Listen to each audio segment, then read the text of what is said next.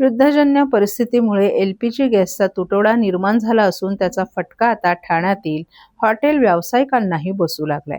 शहरातील अनेक हॉटेल्सना gas cylinder उपलब्ध होत नसल्यानं मोठी अडचण निर्माण झाली आहे.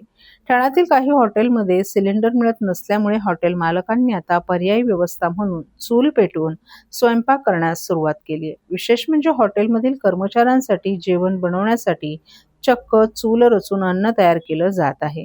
सिलेंडरच्या तुटवड्यामुळे हॉटेल व्यवसाय आधीच अडचणीत आला असून अनेक ठिकाणी हॉटेल बंद ठेवण्याची वेळ येण्याची शक्यता व्यक्त केली जात आहे. त्यामुळे परिस्थिती हाताळण्यासाठी हॉटेल व्यावसायिकांनी सध्या चुलीचा पर्याय निवडल्याचं चित्रही पाहायला मिळते. या परिस्थितीचा आढावा घेत असताना शहरातील हॉटेल व्यावसायिकांवर वाढत्या गॅस तुटवड्याचा किती मोठा परिणाम होत असल्याचं स्पष्टपणे समोर येत आहे. सर काय सांगाल, आज चक्का आपण चूल मांडून जे आहे या ठिकाणी जेवण बनवत आहेत, काय नेमका आहे सिलेंडरचा तुटवडा मोठ्या प्रमाणात जाणवतोय? आता सिलेंडरच नाही आहे, तुटवडा बोलू शकत नाही, सिलेंडरच येतच नाही आहे.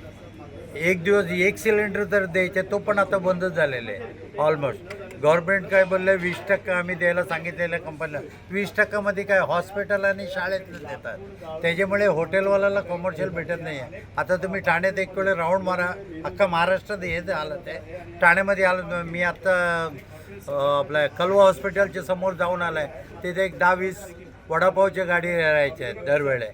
म्हणजे ते गरीब लोक कुठून येतात, ते लोक तिथे वडापाव किंवा दिवस का, तर ते पण बंद झालेलं आहे. म्हणजे कुठेही हॉटेल आता 50 ते 60% बंद आहे आणि कुठले हॉटेल चालू ठेवलेले आहे, किचन बंद ठेवलेलं आहे. सर मोठ्या प्रमाणात लग्न सराई देखील चालू आहे, काही लोकांनी हॉल बुक केलेले आहेत, मग त्यांना कसं आपण सामोरं जातो?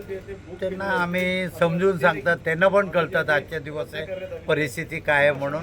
आम्ही बोलतो तुम्ही डेट एक्सचेंज करून, बरेच लोक डेट चेंज करून घेतात, बरेच लोक कॅन्सल पण करतात. आता हे आम्ही जेवण कशासाठी बनवतो, आमचे स्टाफ जायला नको. कोरोनाच्या काळात असं झालेलं आहे, सगळे गावी निघून गेल्यानंतर मग कोरोना संपल्यानंतर 2 महिना, कमीत कमी 2 महिने लागले आम्हाला हॉटेल सुरळीत चालू करायला. ते दिवस येऊ नको, गावी जायला नको म्हणून त्यांना इथे आम्ही जेवण बनवून देतो आजचे दिवस. हॉटेल